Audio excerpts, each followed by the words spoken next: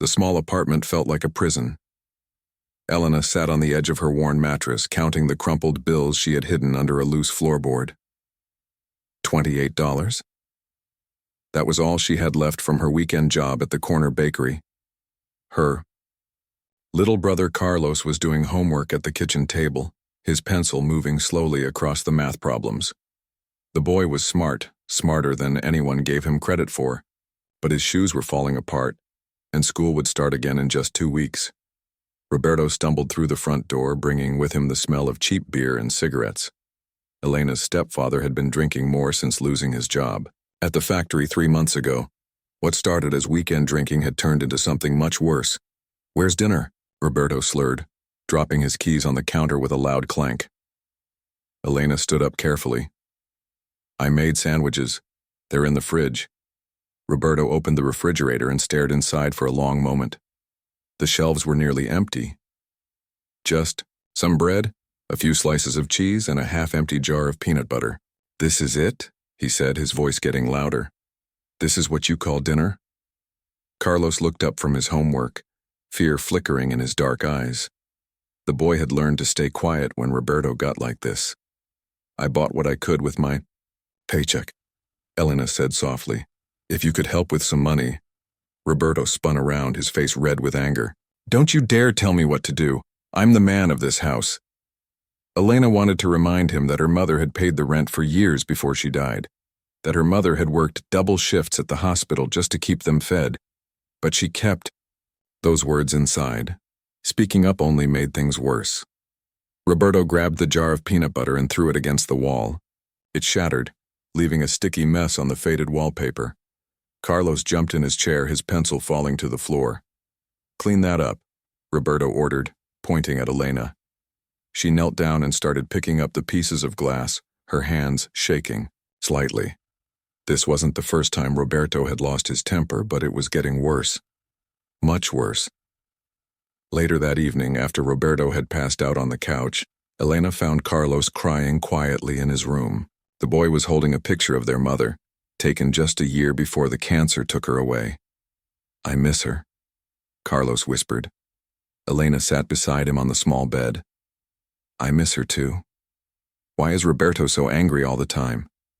Elena didn't know how to answer that. Their mother had married Roberto when Carlos was just 5 years old. Back then he had been kind, even funny sometimes. He would bring Carlos small toys and help Elena with her homework. But grief and unemployment had changed him into someone they barely recognized. "He's hurting," Elena said finally. "Sometimes, when people hurt, they make other people hurt too." Carlos wiped his nose with the back of his hand. "Will he ever be nice again?" Elena didn't answer, because she didn't believe he would. The next morning brought the crisis that would change everything. Elena woke up to find Roberto digging through her school backpack, tossing her notebooks and pens onto the floor. "Where is it?" he demanded. "Where's what?" "The money. I know you hide money somewhere." Elena's heart pounded. She had saved every dollar from her bakery job for weeks, planning to buy Carlos new shoes for school. The boy's current pair had holes in both soles, and he had been walking through puddles with wet socks for months. "I don't have any money," she lied. Roberto's eyes were bloodshot and wild.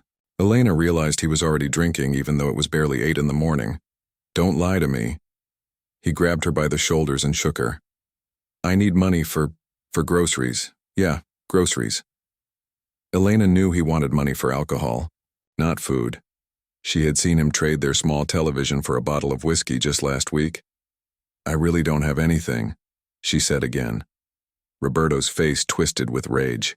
He started searching the room more frantically, pulling out drawers and dumping their contents on the floor.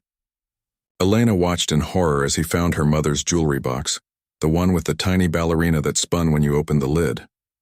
"What about this?" Roberto held up their mother's wedding ring, the simple gold band that Elena had treasured. "No," Elena said, stepping forward. "That's Mama's ring. You can't sell that." "Watch me."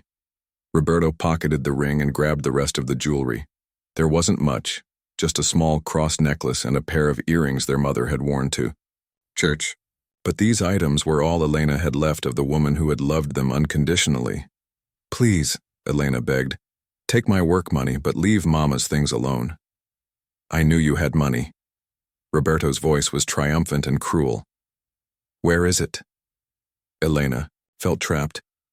If she gave him the money, Carlos would have to start school in shoes that were completely falling apart. But if she didn't, Roberto would sell their mother's jewelry to strangers who would never know how precious these simple pieces had been. With tears in her eyes, she pulled up the loose floorboard and handed Roberto the $28. He counted the bills twice, his face showing disappointment. "This is all? That's everything I have." Roberto stuffed the money in his pocket along with the jewelry. "I'll be back later." After he left, Carlos came out of his room. He had been hiding, listening to everything. "He took Mama's ring," Elena said, feeling like her heart was breaking all over again. Carlos sat down next to her on the floor, surrounded by the mess Roberto had made. "What are we going to do?" Elena looked at her little brother's trusting face. At 12 years old, he still believed she could fix anything. The weight of that trust felt heavier than ever. "I don't know," she admitted. That afternoon, Elena walked to the bakery for her weekend shift. Mrs. Rodriguez, the owner, took one look at Elena's red eyes and pulled her aside. "What's wrong, mija?" Elena wanted to tell her everything. Mrs. Rodriguez had been kind to her, always making sure Elena took home extra bread at the end of her shifts. But Elena was afraid.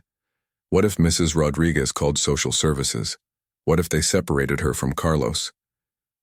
"Just tired," Elena said. Mrs. Rodriguez didn't look convinced, but she didn't push. "You work too hard for someone so young."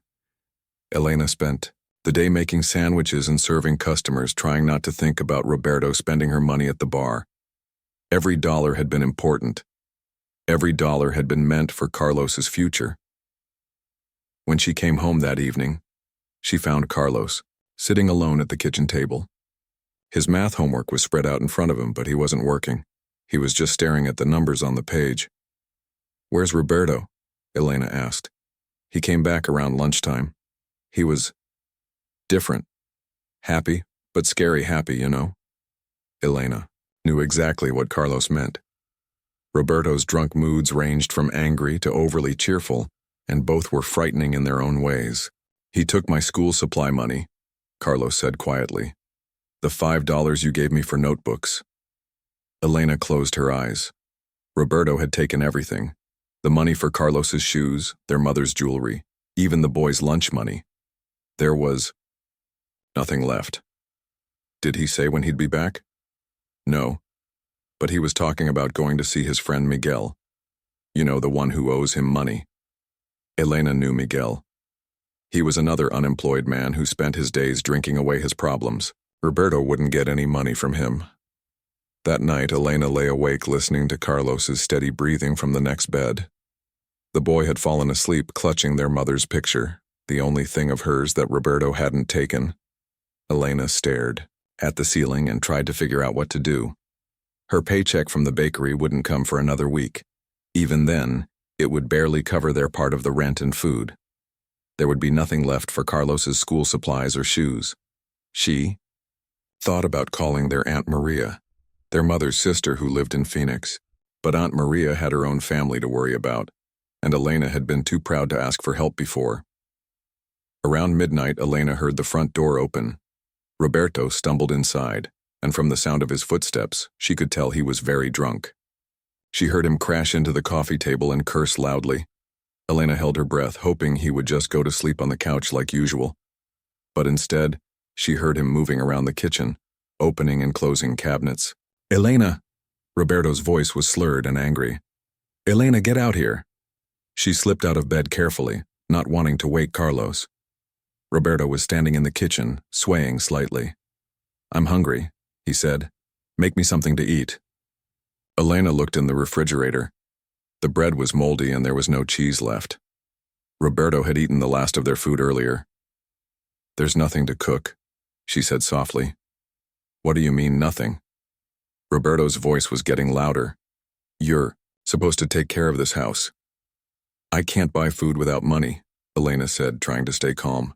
You took everything I had. Roberto's face darkened. Don't blame me for your problems. If you were a better cook, we'd have food. Elena bit her tongue. She wanted to point out that she was 16 years old and shouldn't have to be responsible for feeding the whole family. She wanted to remind him that she was still in school and already working weekends to help with expenses. But she had learned that arguing with drunk Roberto was like poking a sleeping bear. I'll go to the store tomorrow, she said instead. With what money? I'll figure something out. Roberto laughed, but there was no humor in it. You'll figure it out, sure you will. He stumbled toward the couch but then stopped and turned back to. Elena and Carlo slipped out of the apartment while Roberto snored on the couch. The morning air was cool, and the streets were empty except for a few early commuters heading to work. Elena carried the small backpack with their belongings while Carlos clutched his mother's picture against his chest. Where are we going? Carlos asked again as they walked quickly down the sidewalk. North, Elena said, though she wasn't really sure why. It just seemed like the right direction, away from everything that had hurt them. They walked for 2 hours before Elena's cheap shoes started falling apart.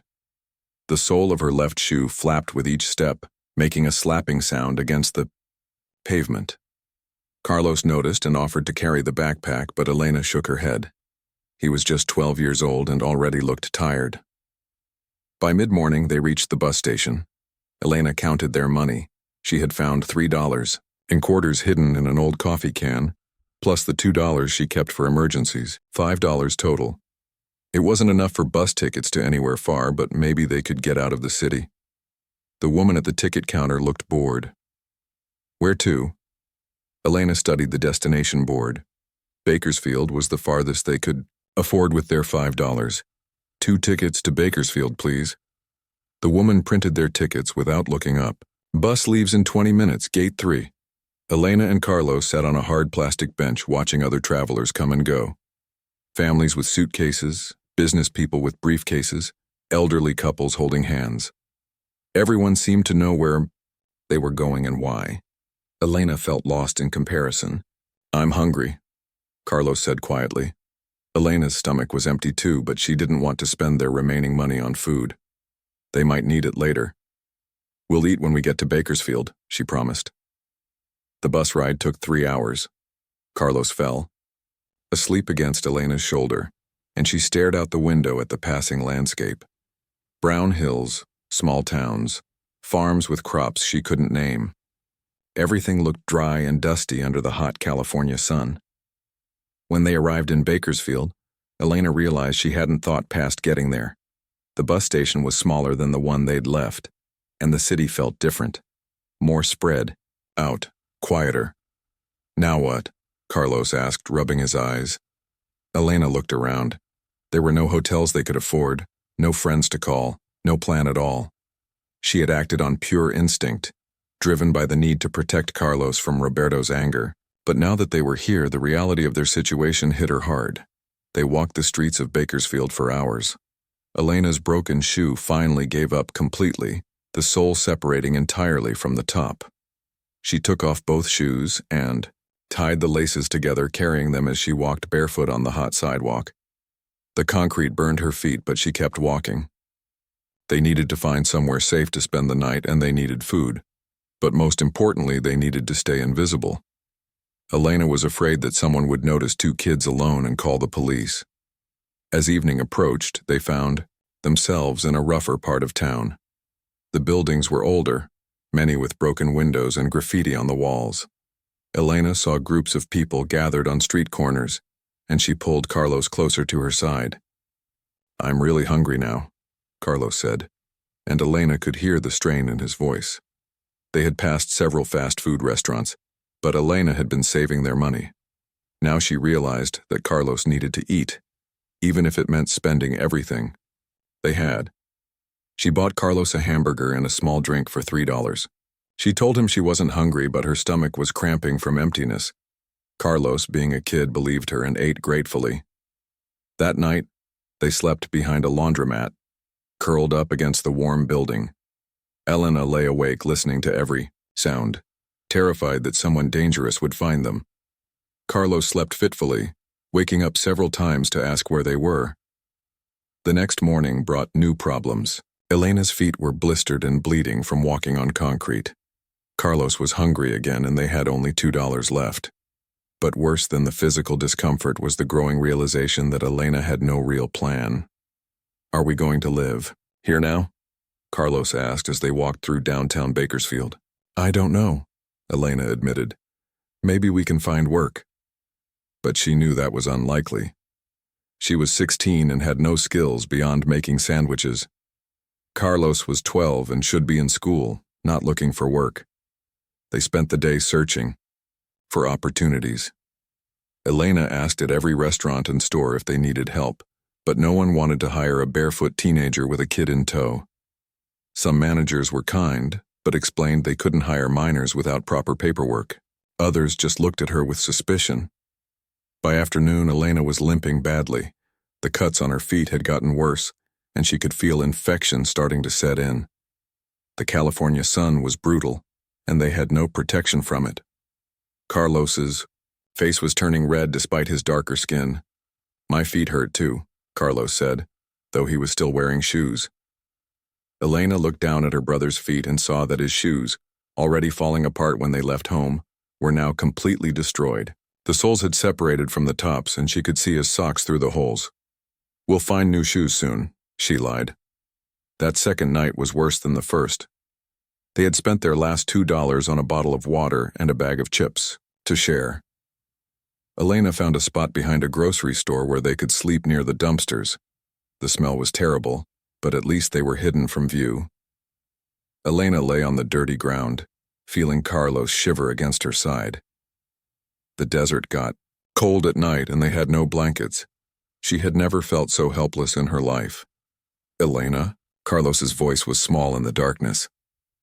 "What? Are we going to die?" The question hit Elena like a punch to the stomach. Carlos was scared, really scared, and she didn't have any comforting answers for him. "No," she said firmly. "We're not going to die. I'm going to take care of you." But privately, Elena was beginning to wonder if she had made a terrible mistake. At least back home they had shelter and some food. Here they had nothing. The third day was the hardest yet. Elena's feet were now seriously infected with red streaks running up her ankles. Every step was agony, but she forced herself to keep walking. They needed food, and they needed help. They tried the local churches, but most were locked during the day. The one church that was open, St. Mary's, had a secretary who looked at them with suspicion. "Are you from around here?" the woman asked. Elena hesitated. If she told the truth, they might call social services. If she lied, they might help. "We're just passing through," Elena said carefully. The woman studied them both, Elena barefoot and limping, Carlos in his destroyed shoes, both obviously hungry and tired. "I think you two need more help than we can give," the woman said. "Let me call someone who can help you properly." Elena grabbed Carlos's hand. "No, that's okay. We're fine." They left quickly, before the woman could make any calls. Elena was paranoid now that everyone was trying to trap them, even people who might genuinely want to help. They spent that day walking through residential neighborhoods, hoping to find work doing yard work or cleaning. Elena knocked on dozens of doors, but most people wouldn't even open them when they saw two scruffy kids on their porch. One elderly man did open his door. He looked at Elena's bloody feet with concern. "Child, you need medical attention," he said. "I'm fine," Elena insisted, though she was clearly not fine. The man went inside and came back with a first aid kit and a pair of old tennis shoes. "These belong to my granddaughter," he said, handing Elena the shoes. "She outgrew them." Elena wanted to cry with gratitude.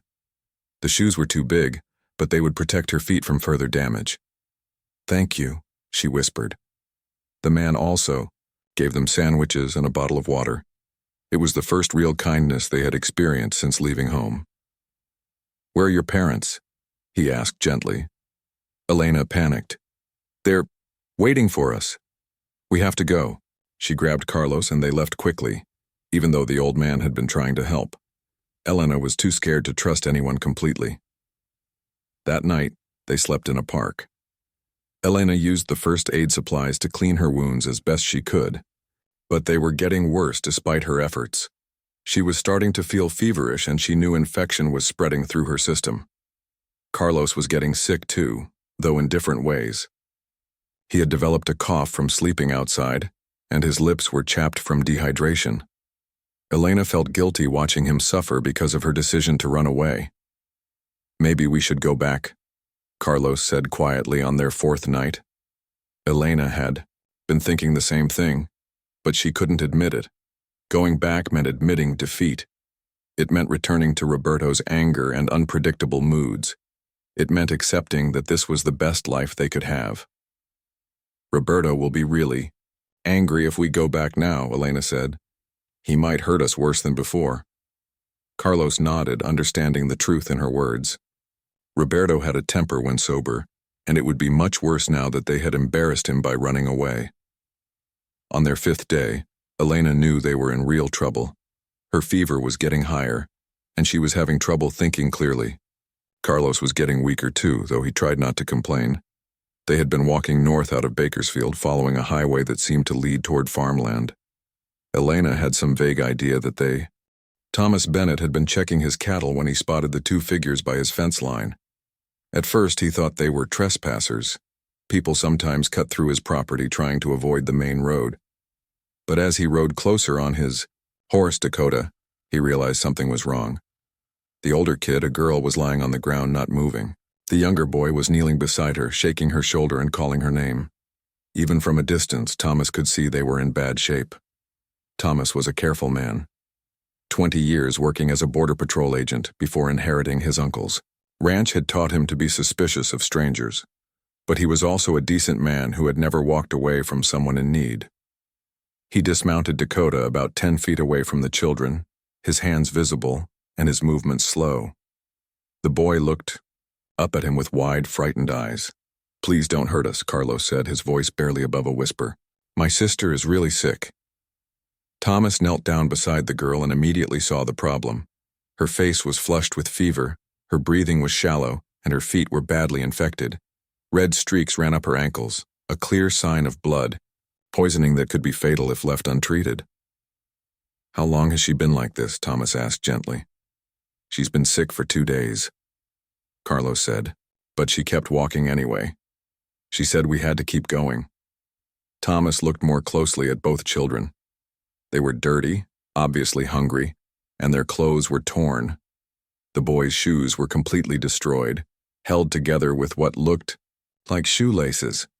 The girl was wearing tennis shoes that were far too big for her. "What are your names?" Thomas asked. Carlos hesitated, clearly uncertain whether he should trust this stranger. "I'm not going to hurt you," Thomas said, "but your sister needs help right now, medical help." "I'm Carlos," the boy said finally. "She's Elena." Thomas gently checked Elena's pulse. It was fast and weak, and her skin was burning hot. He had seen enough medical emergencies during his border patrol days to know this was serious. "Carlos, I need to get your sister to a doctor right away," Thomas said. "Can you help me lift her onto my horse?" Carlos nodded eagerly, desperate for any help. Together, they carefully lifted Elena onto Dakota's back. She was unconscious and couldn't hold on, so Thomas had to support her with one arm while guiding the horse with the other. "Can you walk to my house?" Thomas asked Carlos. "It's not far." "I'll try," Carlos said, though Thomas could see the boy was exhausted. Thomas decided to take a chance. "Climb up behind us," he said. "Dakota can carry all 3 of us for a short distance." They made it to Thomas's ranch house slowly. It was a modest place, a single-story building with a wide porch surrounded by oak trees. Thomas had lived there alone since his wife died 5 years earlier, and he wasn't used to having visitors, especially not sick children. Inside, Thomas laid Elena on the living room couch and called Dr. Patricia Williams, a local physician who had treated injured migrants during Thomas's border patrol days. She was someone who understood that sometimes people needed help without a lot of questions asked. "I've got a sick girl here," Thomas told her. "High fever, infected feet, signs of blood poisoning. She needs immediate treatment." Dr. Williams arrived within an hour. She was a woman in her 50s with gray hair and kind eyes behind wire-rimmed glasses. She took one look at Elena and went to work immediately. "How long has she been walking on these infected feet?" Dr. Williams asked as she examined Elena. "I don't know," Thomas admitted. "I just found them by my fence." Dr. Williams looked at Carlos, who was sitting in a corner chair looking scared and small. "Several days, I think," Carlos said quietly. "She wouldn't stop walking, even when it hurt." Dr. Williams shook her head as she cleaned Elena's wounds. "This girl has more determination than sense. A few more hours and this infection could have killed her." She started Elena on antibiotics and IV fluids, turning Thomas's living room into a temporary medical facility. Elena drifted in and out of consciousness, sometimes calling for Carlos, sometimes mumbling about Roberto and needing to keep moving. "Who's Roberto?" Thomas asked Carlos while Dr. Williams worked. Carlos looked uncertain again, as if he wasn't sure how much he should reveal. "Our stepfather," he said finally. "Where are your parents?" Dr. Williams asked gently. "Our mama died 2 years ago," Carlos said. "Roberto takes care of us, but..." He trailed off, looking uncomfortable. Thomas and Dr. Williams exchanged a look. They had both seen enough troubled families to recognize the signs. 2 kids traveling alone, obviously running from something, reluctant to talk about their guardian. It painted a clear picture. "But what?" Thomas prompted gently. Carlos was quiet for a long moment. "He drinks a lot, and when he drinks he gets angry. He sold Mama's jewelry for beer money, and he took Elena's work money too." Thomas felt his jaw tighten. He had grown up poor himself, the son of migrant workers who had struggled to provide for their family. But they had never stolen from their children or put them in danger. "Did he hurt you?" Dr. Williams asked. Carlos touched his face unconsciously, and Thomas noticed a fading bruise on the boy's cheek that he hadn't seen before. "Sometimes," Carlos admitted. "But Elena always protected me. She said we had to leave before it got worse." Thomas looked at Elena, still unconscious on his couch. This 16-year-old girl had taken responsibility for her younger brother and had nearly died trying to save him from a bad situation. It reminded Thomas of his own sister, who had protected him when they were children and their father drank too much. "Where were you trying to go?" Thomas asked. "Elena said we were going north," Carlos said. "She didn't really have a plan. She just wanted to get me away from Roberto." Dr. Williams finished treating Elena's feet and adjusting her IV. "She's stable now, but she needs at least a week of rest and antibiotics to fight this infection. She also needs proper food and hydration." Thomas nodded. "She can stay here as long as she needs to." Dr. Williams looked at him with raised eyebrows. "Thomas, you don't even know these children. Are you sure about this?" Thomas looked at Carlos, sitting small and scared in the big chair, and at Elena, fighting for her life because she had tried to protect her brother.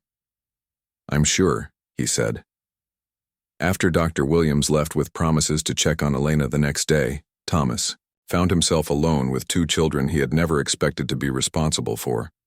Carlos was exhausted but too worried about Elena to sleep. Thomas made Carlos a sandwich and watched the boy eat with the desperate hunger of someone who hadn't had a real meal in days. "When did you last eat?" Thomas asked.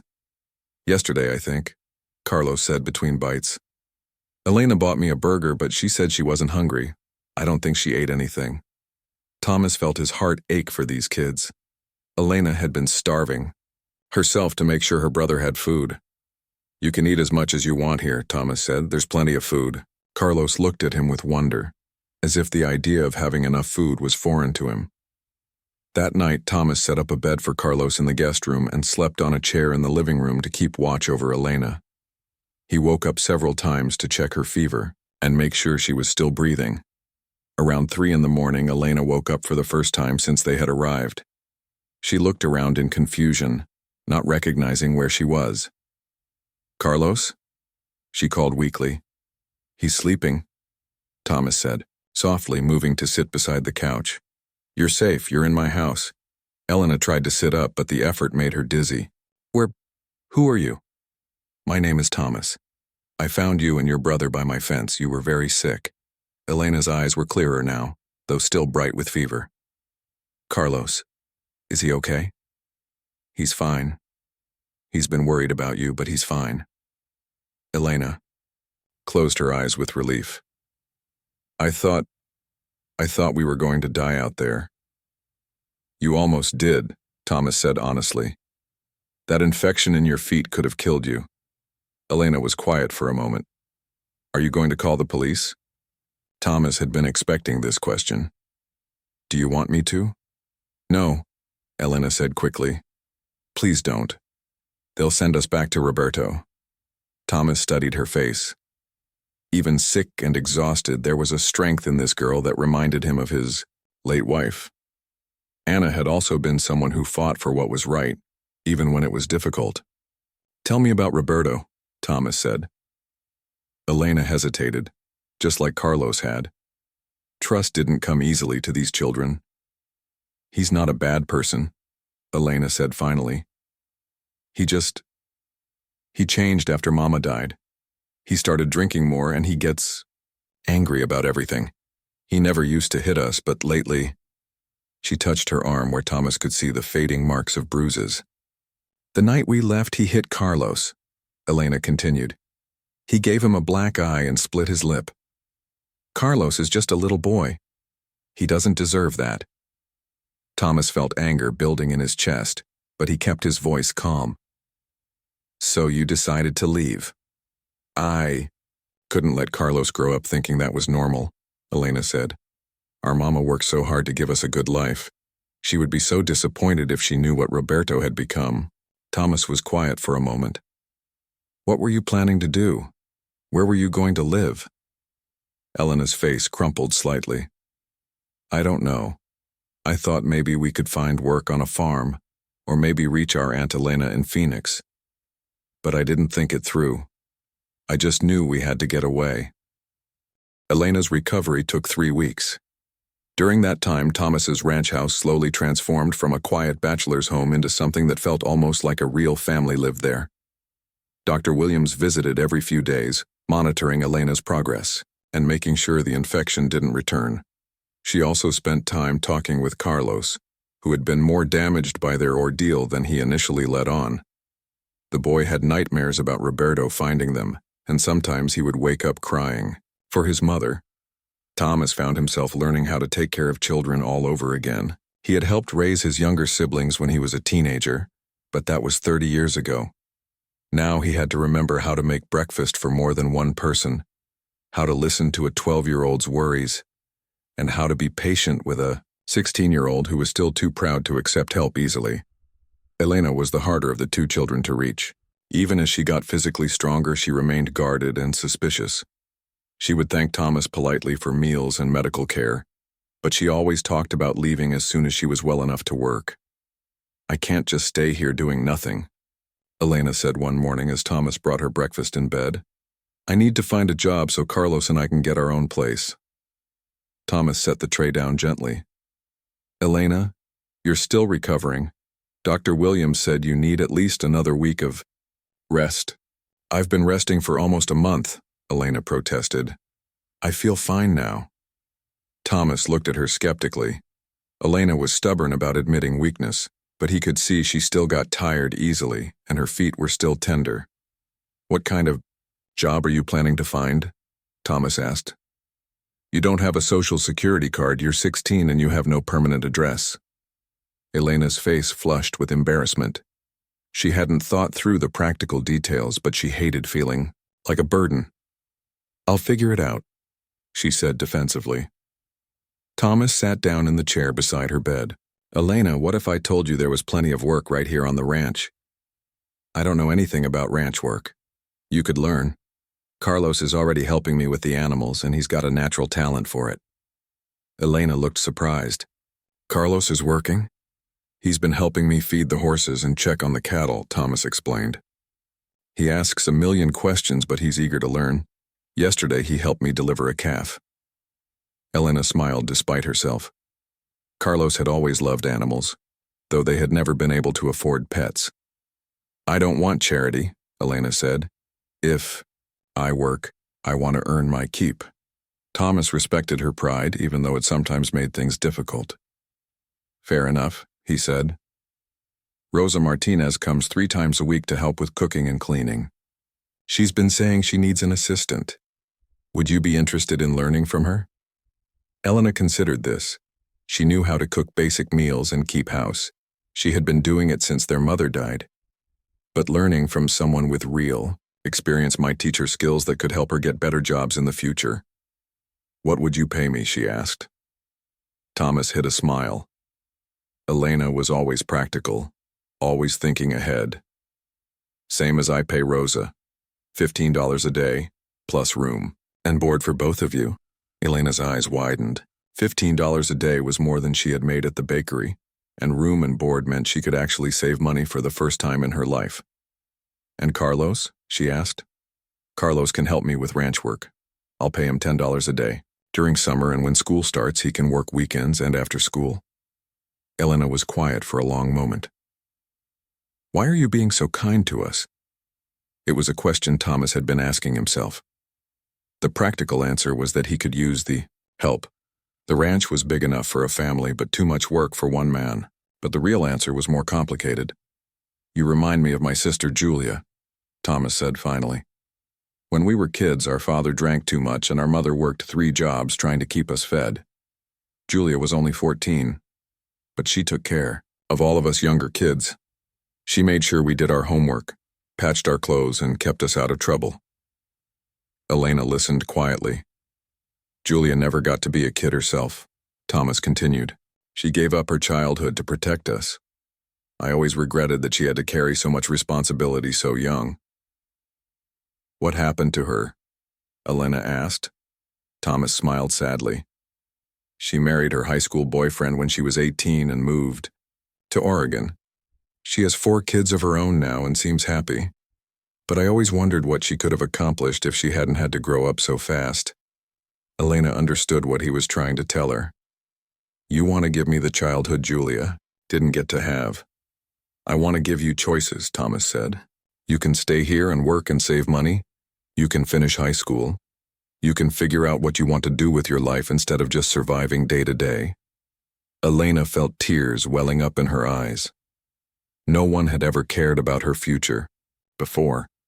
Her mother had loved her, but she had been too busy working and too sick at the end to help Elena plan beyond the immediate needs of survival. What if Roberto comes looking for us? Elena asked. Thomas's expression hardened slightly. Let me worry about Roberto. Elena studied his face and saw something that made her feel safer. Thomas might be quiet and gentle, but there was strength. Underneath that gentleness, he wasn't afraid of Roberto. Okay, Elena said finally. We'll stay and work, but just until I turn 18. Then Carlos and I will find our own place. Thomas nodded, though privately he hoped they would change their minds long before Elena's 18th birthday.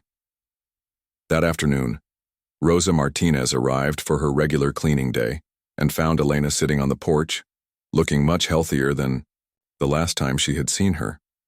Rosa was a woman in her 50s with graying hair and a warm smile. She had raised 6 children of her own and had immediately understood what Thomas was trying to do for Elena and Carlos. So you want to learn to cook like a real Mexican woman? Rosa asked Elena with a grin. Elena nodded eagerly. I can make basic things, but I want to learn more. Rosa looked at Elena's hands, soft and uncalloused despite everything she had been through. First we toughen up these city hands, then we teach you to make tortillas from scratch. Elena spent the rest of the afternoon learning to knead masa and roll tortillas. Rosa was a patient teacher, but she had high standards. She made Elena remake the same tortilla 5 times until it was round and even. Cooking is like life, Rosa explained as Elena worked. You have to be patient, and you have to practice until you get it right. There are no shortcuts to making something good. Elena found the work satisfying in a way her bakery job had never been. At the bakery, she had just assembled pre-made ingredients. Here, she was learning to create something from basic materials. Meanwhile, Carlos was outside with Thomas, learning to recognize signs of illness in cattle and how to mend fence posts. The boy had grown 2 inches in the month they had been at the ranch, and his face had filled out from regular meals. But the biggest change was in his confidence. Thomas says I have good instincts with animals, Carlos told Elena proudly that evening over dinner. He's right, Thomas agreed. Carlos noticed that one of the heifers was favoring her left front leg before I even saw it. Turned out she had a stone stuck in her hoof. Elena smiled, watching her brother's face light up with praise. Carlos had always been smart, but at home with Roberto, he had learned to make himself invisible. Here he was discovering talents he didn't know he had. As the weeks passed, Elena found herself relaxing in ways she hadn't since their mother died. She still missed her mother terribly, but the constant anxiety of living with Roberto was fading. She could sleep through the night without worrying about angry voices or sudden violence. Thomas was different from any man Elena had known. He never raised his voice, never made promises he couldn't keep, and never made her feel like she owed him anything beyond honest work. When Carlos broke a fence gate by accident, Thomas showed him how to fix it instead of getting angry. When Elena burned a batch of Rosa's carefully prepared salsa, Rosa just laughed and made her start over. Mistakes are how we learn, Rosa said. If you're not making mistakes, you're not trying hard enough. Elena was also learning things about herself. She discovered she was good with numbers when Thomas let her help with the ranch's bookkeeping. She found she enjoyed the physical work of gardening when Rosa taught her to grow vegetables. And she realized she was stronger than she had known, not just physically but emotionally. One evening in late July, Elena was sitting on the porch with Thomas, watching Carlos train a young horse in the corral. The boy had a natural way with animals that impressed even the local veterinarian. He's going to be a good rancher someday, Thomas said. He wants to be a veterinarian, Elena replied. He's been reading books about animal medicine from the library. Thomas nodded approvingly. He's smart enough for it. He'd need to go to college, though. Elena felt the familiar tightness in her chest that came whenever she thought about the future. College cost money they didn't have and required stability they had never known. Maybe someday, she said non-committally. Thomas looked at her carefully. Elena, what do you want to do with your life? It was a question Elena had never really considered. Her whole life had been about immediate survival, keeping Carlos fed, keeping Roberto calm, earning enough money to pay bills. The idea of having dreams or... 1 year later, Elena stood in Thomas's kitchen wearing sturdy work boots that fit perfectly. She was making breakfast for the family, because that's what they had become, a family. While Thomas checked the morning cattle report on his computer, and Carlos got ready for his first day of 8th grade. The transformation had been gradual but complete. Elena was now 18, having finished her senior year at the local high school while working part-time on the ranch. She had graduated with honors and a partial scholarship to the community college's business program. But more than her academic achievements, it was the change in her confidence that amazed everyone who knew her. Elena, did you remember to pack extra sandwiches for Carlos? Thomas asked, looking up from the computer. He's growing so fast these days he eats twice as much as he used to. Elena smiled, holding up a lunch bag. Already done. Plus I made extra cookies because I know he'll want to share with his friends. Carlos came into the kitchen wearing new jeans and a button-down shirt. At 13, he was tall for his age and had developed the lean, strong build of someone who worked outdoors. His face had lost the fearful, pinched look it had carried when they first arrived at the ranch. Do I really have to wear this fancy shirt? Carlos complained, tugging at the collar. It's your first day at a new school, Elena said firmly. You want to make a good impression, Thomas chuckled. Listen to your sister, she knows about these things. The relationship between Thomas and the siblings had evolved over the months. Legally, he had become their guardian through a process that had been surprisingly smooth. Thomas's reputation in the community, combined with clear evidence of the children's well-being, had convinced the authorities that this arrangement was in everyone's best interest. But beyond the legal paperwork, Thomas had become something neither Elena nor Carlos had ever really had, a stable, reliable father figure. He was there for Carlos's soccer games and Elena's school presentations. He helped with homework, celebrated achievements, and provided the kind of steady, unconditional support that had been missing from their lives. Are you nervous about starting college next week? Carlos asked Elena, as she handed him his lunch. Elena considered the question. A year ago, the idea of college would have terrified her. Now, while she was still nervous, it was the good kind of nervous. Excitement about new challenges rather than fear of the unknown. A little, she admitted. But I'm ready for it. And she was ready. Elena had spent the summer taking a computer course and working with Thomas to modernize the ranch's record-keeping systems. She had discovered a talent for organization and analysis that had impressed the community college admissions counselor. Besides, Elena continued, I'll still be living here and helping with the ranch on weekends. It's not like I'm disappearing. Thomas looked up from his computer with a slight frown. Actually, Elena, I wanted to talk to you about something related to that. Elena felt a familiar flutter of anxiety. Even after a year of stability, part of her still expected bad news. What is it? Thomas saved his work and turned to face her. I've been thinking about the future of this ranch. I'm not getting any younger, and this place is too big for one person to manage effectively. Elena's anxiety increased. Was Thomas getting sick? Did he want them to leave? I want to offer you a partnership, Thomas said. Not just a job, but actual ownership. You've already contributed more to this place in 1 year than most people do in a lifetime. Elena stared at him in shock. A partnership? But Thomas, I don't have any money to invest. You've already invested, Thomas said. Your time, your energy, your ideas. The ranch is more profitable now than it's been in years, largely because of the systems you've put in place. Carlos was grinning widely. Does this mean we get to stay forever? Thomas smiled at the boy's enthusiasm. If you want to. But Elena, I want you to think about this carefully.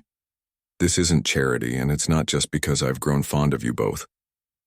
Though I have, he added with a gentle smile.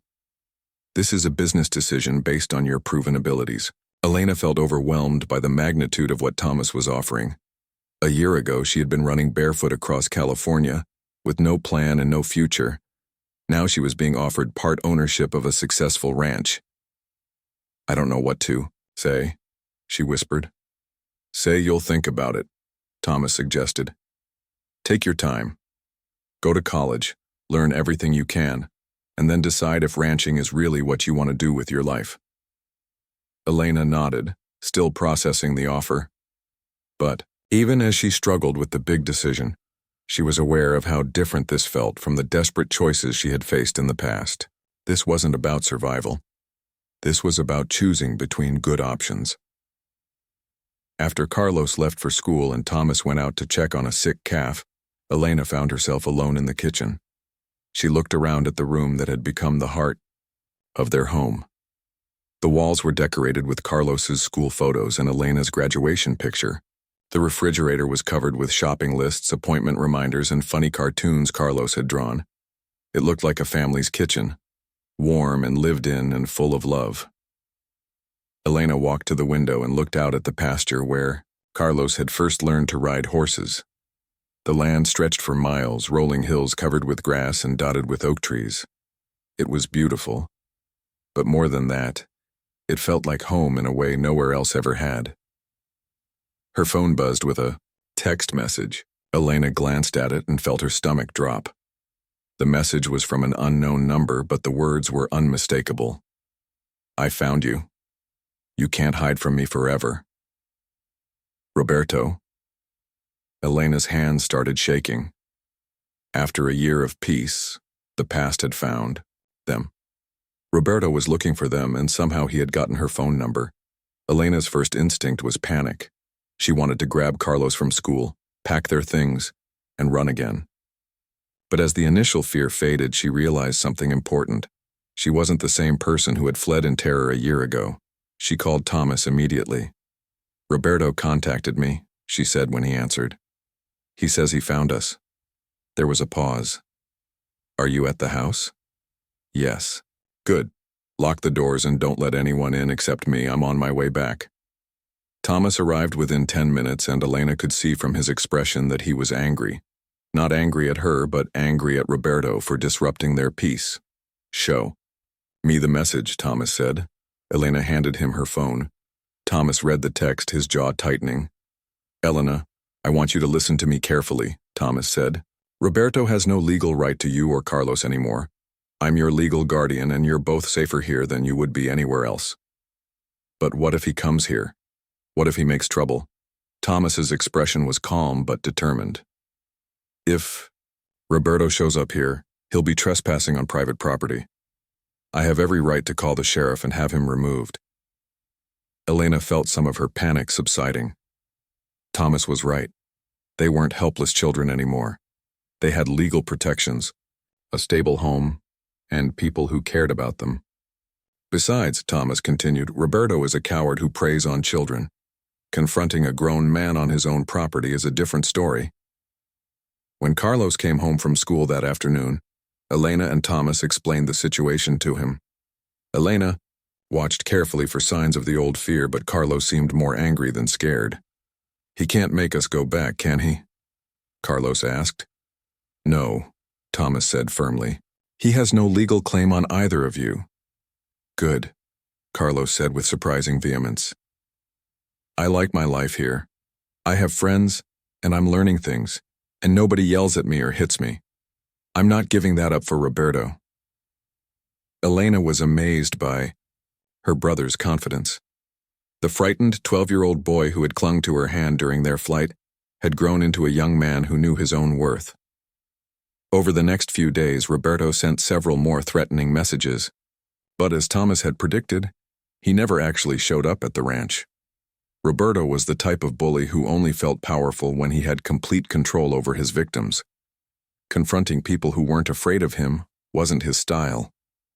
Elena blocked Roberto's number and focused on preparing for college. She was taking classes in business administration, accounting, and agricultural science, skills that would serve her well whether she decided to accept Thomas's partnership offer or pursue other opportunities.